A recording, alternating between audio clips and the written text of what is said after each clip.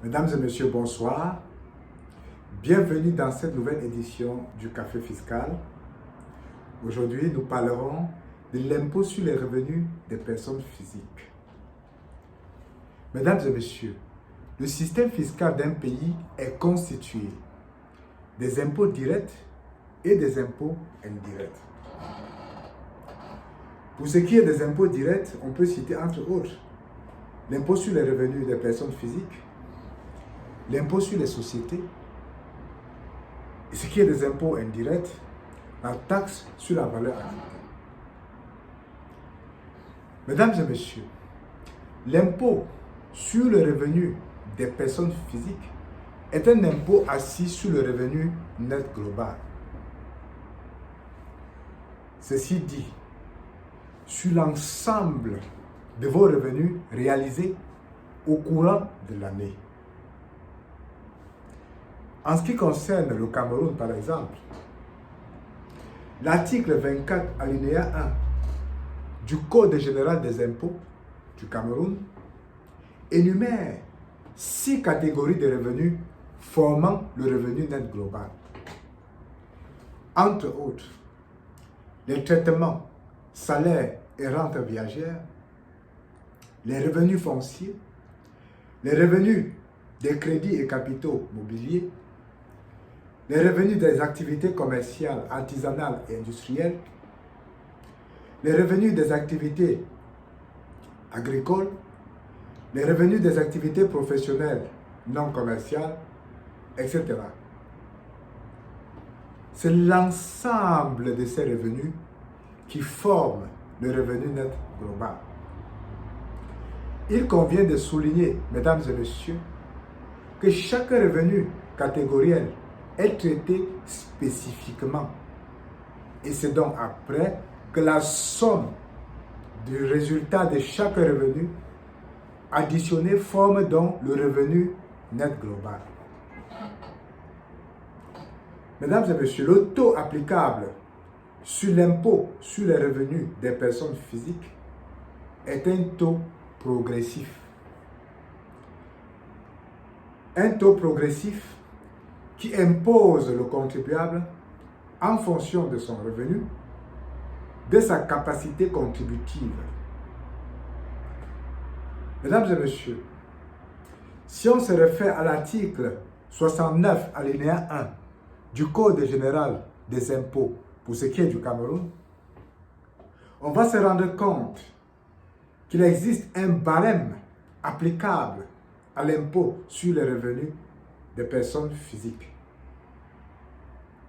On peut relever l'essentiel sur ce barème en disant que lorsque votre salaire est situé, si vous avez un salaire de 5 millions par exemple, le barème vous est appliqué comme suit. Conformément à cet article 69, la tranche de votre salaire de 0 à 2 millions se voit imposer de 10% seulement. La tranche allant de 2 millions 1 à 3 millions se voit imposer un taux de 15%. La tranche de votre salaire de 3 millions 1 à 5 millions se voit imposer le taux de 15%, de 25% autant pour moi. Et la tranche supérieure à 5 millions se voit imposer le taux de 35%.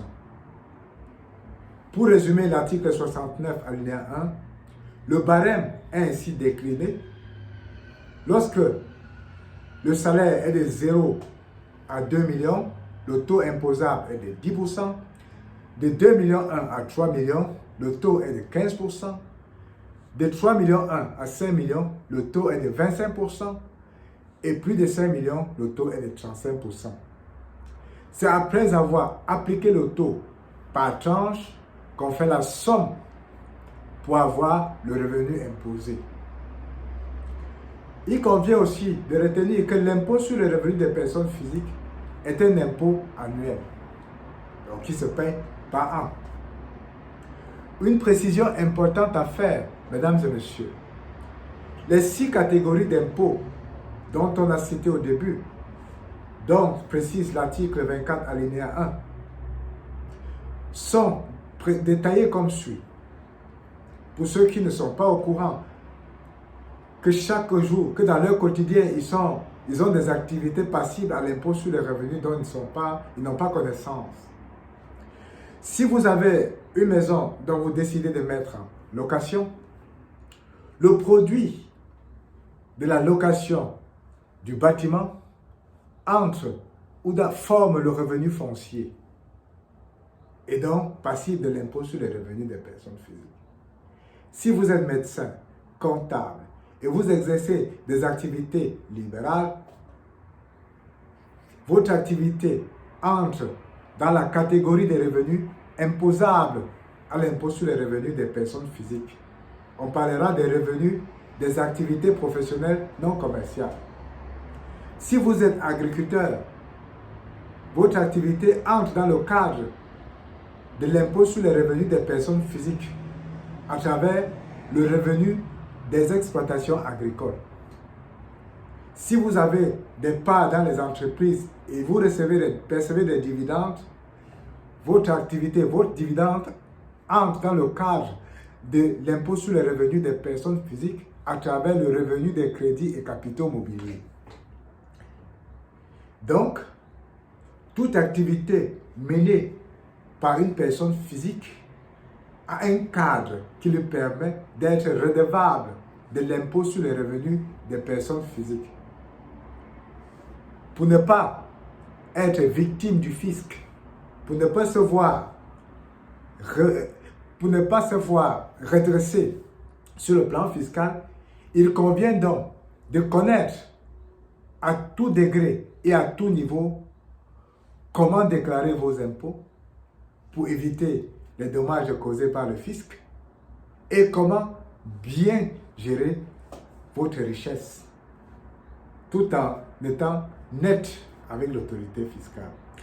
Mesdames et messieurs, je tenais donc à vous expliquer c'est quoi l'impôt sur les revenus des personnes physiques, à donner son caractère annuel et disponible, à préciser son taux qui est progressif et à mentionner que c'est un impôt déterminé sur la base d'un ensemble de revenus catégoriels.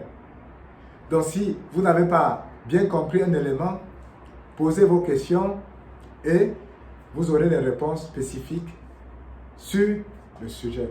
Je vous remercie et je vous prie de vous abonner massivement afin de mieux améliorer vos connaissances sur les notions fiscales. Je vous remercie.